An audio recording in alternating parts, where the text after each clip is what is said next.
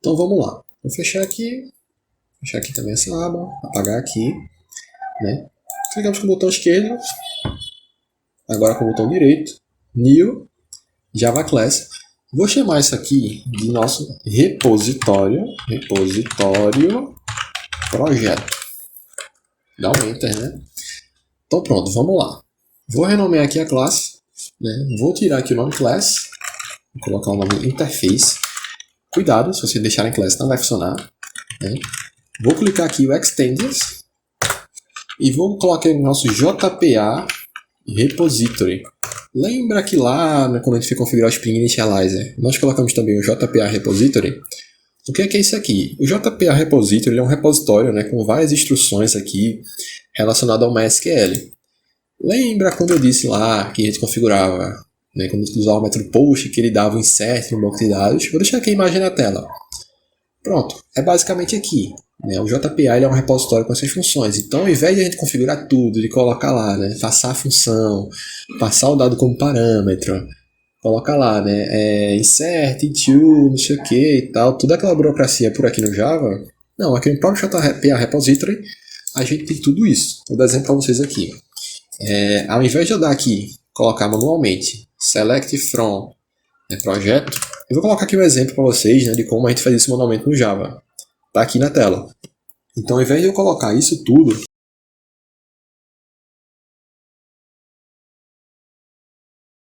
eu só posso fazer isso aqui, ó, find all, colocar o find all e passar como parâmetro, né, o nosso dado que a gente quer.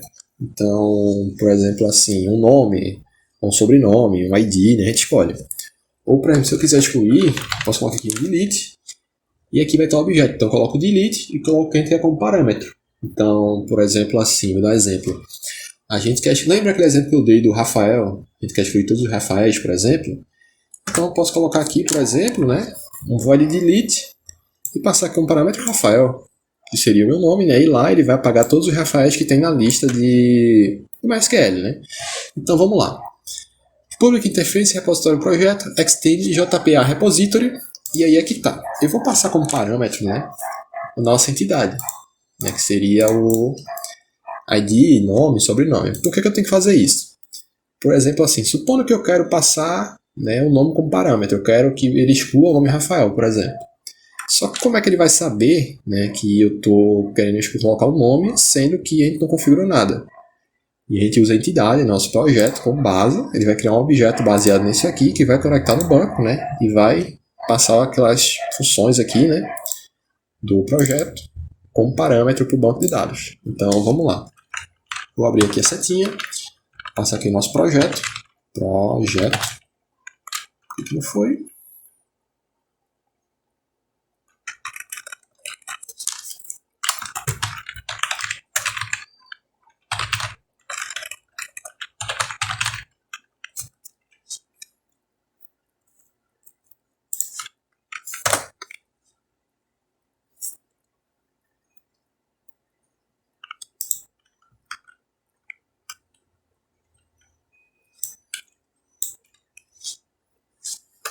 Então vamos lá. Eu vou abrir aqui a setinha, vou colocar a nossa entidade, projeto. Tá vermelho. O que está vermelho? Porque eu não importei ela ainda. Você pode dar sorte de importar automaticamente, mas nesse caso acho que deu algum erro aqui que não importou. E como é que eu importo ele? Clico no nome, aperto Alt e Enter, como está dizendo aqui, e ele automaticamente importou. Pode acontecer isso, ou pode, por exemplo, ele pode também perguntar, né? Quando você apertar Alt e Enter, ele pergunta, você quer importar? Você diz sim, pronto, ele importa. E vamos lá. Projeto, vírgula, long. O que é esse long? Lembra que eu disse, né, que o nosso ID era o primary key? Então, opa. E o nosso long aqui, cadê? Ele é o ID. Então, vamos declarar o long aqui. Então, pronto. Esse aqui é o nosso repositório de funções. Nesse caso, as funções não estão aparecendo aqui, né? Porque está tudo no JPA repository. Porém, se você quiser fazer uma função personalizada, vamos supor assim, eu quero dar exemplo para vocês aqui, né, que nem está na tela aqui. Eu quero fazer uma função personalizada, né, que ele faça duas consultas, por exemplo assim. Né, nesse caso aqui, né, da imagem, nós temos o login e a senha. Isso aqui é uma validação de e-mail e senha, no caso. Né? O que ele vai fazer? ele vai pegar o nosso login, né, que eu tinha aqui na tela, vai comparar. Ele vai dizer, opa, nós temos esse login aqui no banco de dados. E depois ele vai pegar a senha, né, e nesse login que ele achou, ele vai ver se a senha bate ou não. Então essa é uma verificação personalizada, né, que ele vai fazer isso. E depois vai retornar o ID, né, que tem naquele... O ID não, perdão. Ele vai retornar o token que tem nesse banco de dados. Então essa aqui seria uma função personalizada que a gente pode fazer. Mas nesse caso, né, um projeto pequeno, nós não precisamos fazer isso. Né, vamos usar só as funções padrões que tem no JPA Repository, tudo escondidinho. Então, vamos lá. Nosso repositório devidamente criado, né? Não precisa fazer anotação nenhuma aqui. Então, vamos lá para o próximo passo. O próximo passo, né, vai ser criar o nosso REST, né, nossa entidade de REST ali. Então, vou minimizar aqui, vou fechar para não confundir. Vamos fechar. Então, vamos lá. Clica no botão esquerdo. Clicou com o botão direito. Vamos criar aqui uma nova classe chamada, vamos dizer aqui, REST API, REST API. Dá um Enter, não precisa colocar .java, né? Porque o próprio IntelliJ, como a IDE é voltada ao Java, então ele já consegue interpretar que isso aqui vai ser um .java. Então vamos lá. REST API, vamos dar um Enter e pronto. Então aqui é a nossa classe. O que nós vamos fazer aqui? Lembra que eu disse, né, que lá no começo, né, a gente tinha os métodos get, put, push, delete, né, que configuraria isso aqui no banco de dados. Pronto. Nós vamos configurar aqui agora, né? Vamos supor assim, o nosso front-end mandou um arquivo JSON e a gente anexou o método post. Então é aqui que a gente vai, né, definir, tipo, se a gente receber o método post, ele vai executar tal função. Se a gente receber o método delete, ele vai executar tal função. A gente vai definir isso aqui agora.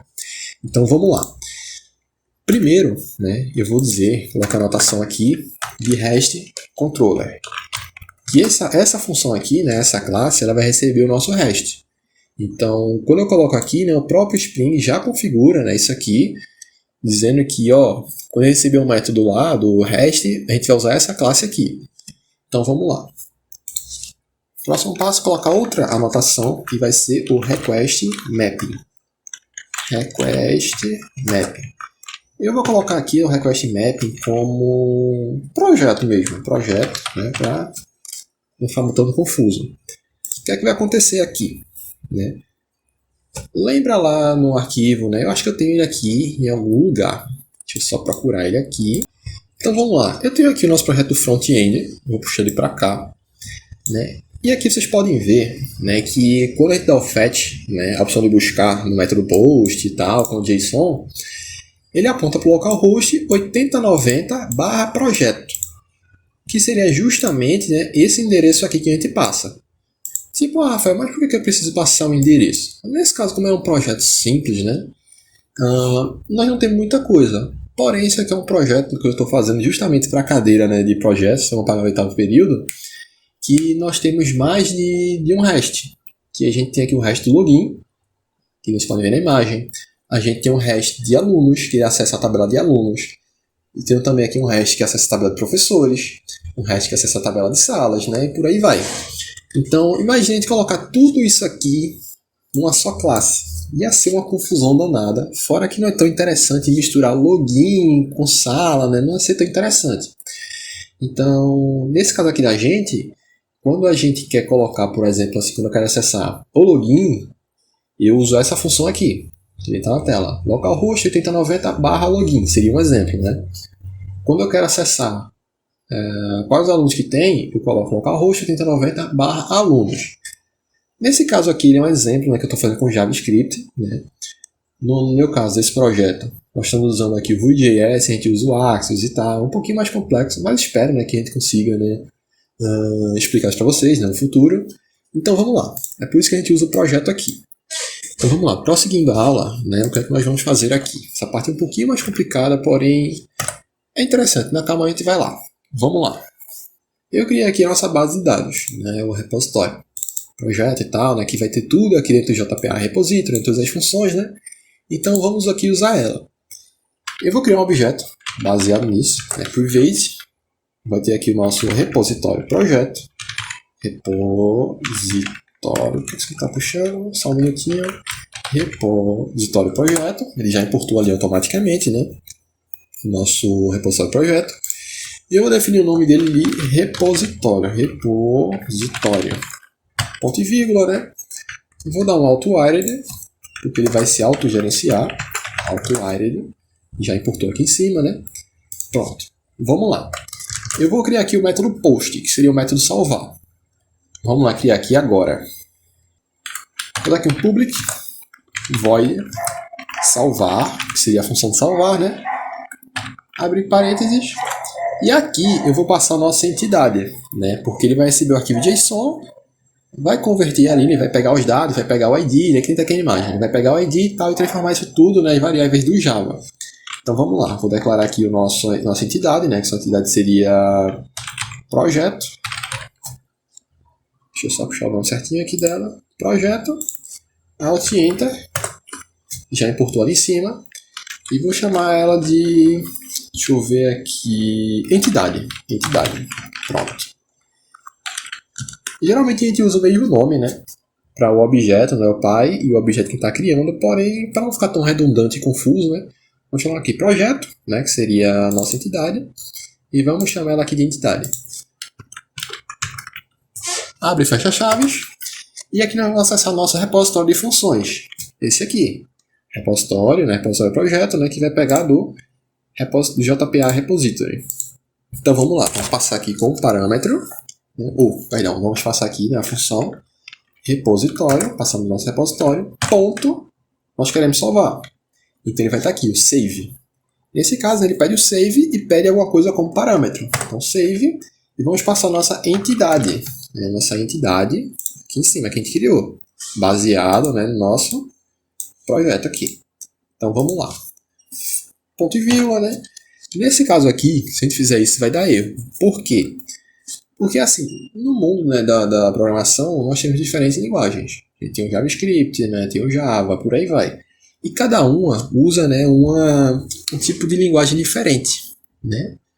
E as variáveis são diferentes. Então, se a gente pegar uma variável do JavaScript e importar para o Java, vai dar erro de compatibilidade, né? E lembra no JavaScript, né, que a gente usou o stringify aqui, deixa eu puxar aqui, o stringify para converter para JSON, pronto. O nosso Java vai receber o arquivo JSON, porém não vai saber, né, como gerenciar isso aqui, porque está em JSON, e JSON não é Java. Como é que a gente faz? Nós vamos colocar outra notação aqui, chamada request body. Pronto, só isso. Ele importou ali em cima, o que é que ele vai fazer? Enquanto no JavaScript a gente criou aqui, né, criou não, como é que eu posso dizer? A gente converteu, né, o que a gente tem aqui, né, em JavaScript para JSON. Aqui no Java a gente vai fazer o inverso. A gente vai converter de JSON para Java. Só que é que está a questão do Spring. A gente não precisa fazer isso manualmente. Para fazer manualmente a gente faria assim, igual está na imagem. A gente pegaria tudo e tal e transformaria. Só que no Spring a gente tem um repositório, né, de funções que só colocando request body ele já faz isso automaticamente, né? Então vamos lá. Ok, a gente criou aqui a entidade de salvar, porém até então, né, o nosso spec não sabe o que fazer com isso, porque a gente não colocou ainda qual método vai ser. Lembra lá, né, o método post, o método delete e tal, né? Nesse caso a gente está fazendo o método post. Então nós precisamos configurar aqui. Aqui quando ele receber o método post, ele vai executar essa função aqui. Como é que a gente faz isso? Outra oração do Spring seria @post mapping. Pronto, colocando isso aqui, o Spring vai interpretar automaticamente, né, que ele vai ser o método post e tal, e a gente não precisaria configurar isso. Pronto, aqui está criado o método post. E agora eu vou também criar um método mapping, né, ou método get, né, que ele vai dar um find all. A priori a gente não vai usar ele, na próxima aula a gente vai usar esse método, né, para retornar os dados do banco de dados. Porém eu já vou colocar ele aqui até para a gente ter um retorno no navegador. O navegador ele faz isso automaticamente, eu vou mostrar para vocês. Vou criar aqui, né, @getMapping, vou colocar já o mapeamento aqui. Vou abrir a função public list, porque ele vai retornar uma lista. Aqui no banco de dados, quando a gente dá um select from project, ele não retorna uma lista? Pronto, aqui vai ser a mesma coisa, uma list. Que tipo de lista vai ser essa? Baseada no nossa entidade projeto, né? Que ela vai ter esses dados aqui: ID, nome, sobrenome, option de senioridade, né? Por aí vai. Pronto, passou como parâmetro, colocar o nome da função, listar, né? Abre e fecha parênteses, então não passa nada como parâmetro aqui. Abrir e fecha chaves, e aqui nós vamos retornar os dados, né? Que vai ser esse dado, esse get mapping vai ser solicitado ao banco de dados, e o banco de dados vai retornar os dados, né? Esses dados vão voltar para o nosso front-end. Então a gente coloca aqui o return. A gente não usou o return aqui no post, né? Porque não está retornando nenhum dado, só está salvando. Agora sim, se você quisesse retornar alguma coisa, né? Vamos supor assim, um ok ali, dizendo que foi válido, a gente colocaria aqui um return também. Mas nesse caso, como não precisa, né? Então não precisou, usou um void só. Nesse caso precisamos, vamos passar aqui o nosso repositório de funções. E agora vamos passar aqui o find all. E pronto. Ponto e vírgula, não precisa passar nada como parâmetro, né? O que é que ele vai fazer aqui? Quando receber o método get, ele vai dar um find all no nosso MySQL e vai retornar tudo, né, uma lista, né, do nosso projeto aqui, nossa entidade. Então pronto. Criado o método get, criado o método post, né? Então vamos lá. Vamos rodar o projeto. Vou minimizar aqui. Minimizar. Vou fechar aqui. Vou vir aqui em Backend Application. Cuidado para não vir teste, né? Como eu falei antes, não vai dar erro, né? E vamos lá. Vou clicar aqui. Vamos ver se vai rodar tudo certinho, se vai dar algum erro, né? Então vamos lá. Vou carregar aqui embaixo. Vamos ver se ele sobe a porta. Vamos ver. Pronto, subiu. 80, 90. Como é que eu sei se o projeto está rodando? Vamos lá, 80, 90, Tomcats, né? Vamos lá, vou abrir aqui o navegador. Vou clicar em nova janela anônima. Né? Vou colocar aqui localhost 8090 barra projeto. Por que barra projeto, Rafael? Lembra aqui no request mapping? Cadê ele? No REST. A gente configurou como barra projeto. Pronto. Se eu colocasse outro nome aqui, a gente também poderia colocar lá em cima, né, outro nome. Vamos lá, vou dar o Enter. Está vazio. Por que está vazio? Porque nós não temos nenhum dado aqui na nossa tabela por enquanto. Mas, Rafael, por que ele está retornando os dados da tabela? O navegador, por padrão, quando colocamos localhost 3090 projeto, né, ele usa o método get. Isso é automático dele, né? Então, vamos lá configurar, né, no nosso front-end que a gente tem aqui. O que é que vai acontecer? Eu vou pegar ele aqui, né? Vou usar o Live Server. Vocês também podem, né, abrir ele na área de trabalho, né, aula, front-end, cadastro dev, vem clicando em formulário. Nesse caso, vou usar o Live Server, que fica até melhor para mim. Então, vou to Live Server. Vou carregar. Pronto. O que é que vai acontecer aqui? Ele vai dar um erro. Por quê? Esse erro é até interessante. Deixa eu dar aqui. Pronto. Esses erros aqui são relacionados ao meu ADBlock. Então, vou abrir aqui na guia anônima, lá, vou copiar aqui, fica melhor. A gente pode ver que o erro sumiu, né? Porque justamente está relacionado no meu ADBlock. Ele vai dar erro aqui, por quê? Vamos lá. Vou passar meu nome, Rafael Henrique, meu e-mail, tudo. Júnior. Opa! Vamos colocar aqui, experiência.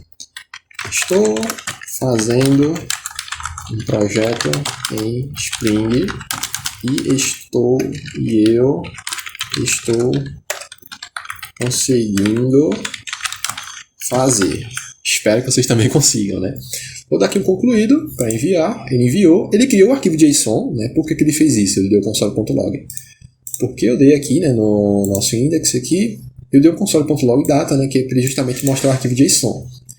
Se vocês pegarem esse arquivo JSON, né, vocês podem ver, né, que ele, copiar aqui, deixa eu só pegar aqui o meu API REST, depois eu vou mostrar para vocês como é que usa esse aplicativo aqui, que é bem interessante.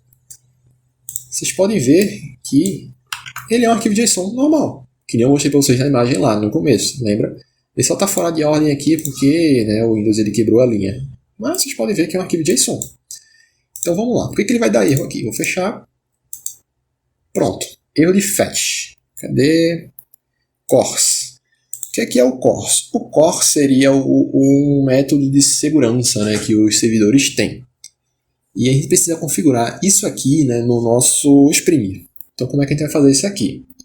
Eu vou fechar aqui, voltar para o Spring, vou fechar nosso servidor. Né? Para ver se está rodando ou não, vai ficar essa bolinha vermelha, essa coradinha vermelha, né? Então vou fechar ele aqui, minimizar. Então vamos lá. Eu vou criar um outro arquivo aqui chamado CORS Configuration. Aula backend. new Java class course configuration. Pronto. Essa classe aqui vai ser responsável por gerenciar, né, o nosso course, justamente para não dar erro, ele permitir, né, as funções aqui de method get, method post, né, put e delete. Eu vou só copiar aqui para ficar mais rápido, né? Então, vamos lá, course configuration, implemente web mvc configure. Que isso aqui justamente é outra dependência que a gente tem lá no Spring, né, e tal, tudinho. E eu vou mapear aqui ela, vou dar um @configuration, né? Que ele vai dizer que isso aqui vai ser uma configuração de course, né? Por aí vai. Então vamos lá. Vou dar aqui um override.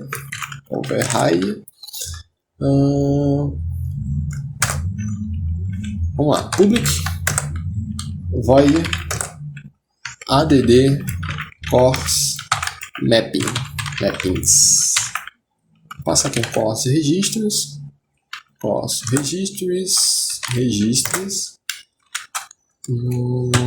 Abre e fecha a chave, registry.addmapping. Aqui vai permitir tudo.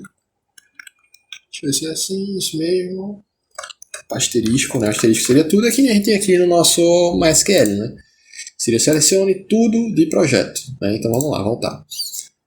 Ok, agora vamos permitir aqui ponto allowed origins.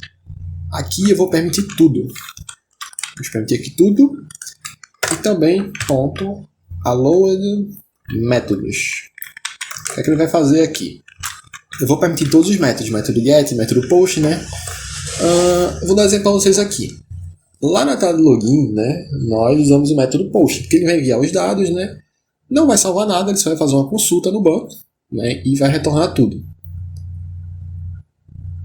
O que é que vai acontecer aqui? No método do login, né, nós usamos o método get, que é um método de consulta, né? E você vai consultar os dados e retornar. Nesse caso, só o método get, né? Então, eu não preciso permitir o método delete, o método put, porque não preciso, né, na tela do login. Mas nesse caso, eu vou permitir tudo, né, os 4 métodos principais do REST, get, vírgula. Tá. Deixa eu copiar aqui e ficar mais rápido. Vou permitir todos os 4 métodos, né? Copiar, colar. Pronto. Ok, course devidamente configurado, né? Então, vamos lá. Vou voltar aqui na back-end application, que tem aqui, e rodar o projeto. Vamos ver se vai rodar, se vai dar algum erro. Vou aguardar aqui um pouquinho.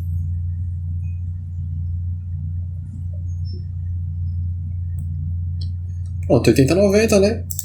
Vamos lá, ver se está funcionando a porta. Retornou vazio. Não tem nenhum dado. Vamos voltar aqui ao projeto. Vou subir novamente aqui a porta no localhost. Ou no live server, perdão. Já subi aqui. Eu subi o JavaScript, cuidado com isso. Né? Eu subi aqui o JavaScript para essa pastinha, né? Vou clicar aqui no index, no formulário HTML. Fechar aqui. Abrir de novo. Pronto. Vou voltar para cá, né? Para não dar erro de adblock. Só tá aqui. Enter. Pronto, vamos lá.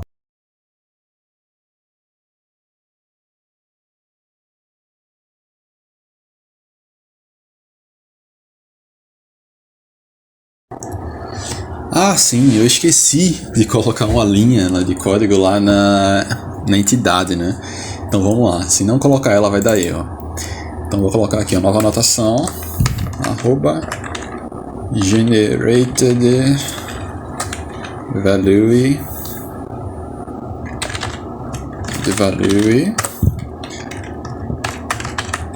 strategy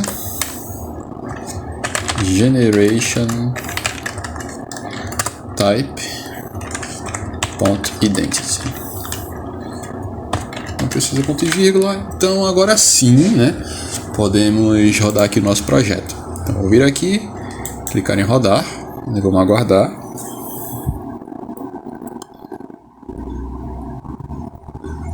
Deixa eu subir. Pronto, porta 8090, né? Então vamos lá. Vou abrir aqui o Chrome. Se eu jogar aqui localhost 8090/projeto, Ele vai aparecer isso aqui. E se eu não colocar o projeto, o que acontece? Como eu não mapeei, né, a origem, né, a raiz, então ele vai dar esse erro aqui, dizendo que não foi mapeado. Tá vendo? Então vamos voltar aqui, 8090 projeto, está vazio, né? Então vamos lá finalmente testar, né, o nosso front-end. Vou iniciar aqui a página. Vamos preencher. Rafael Henrique, Rafael e-mail, Júnior. Experiência. Estou aprendendo sobre Spring nesta aula.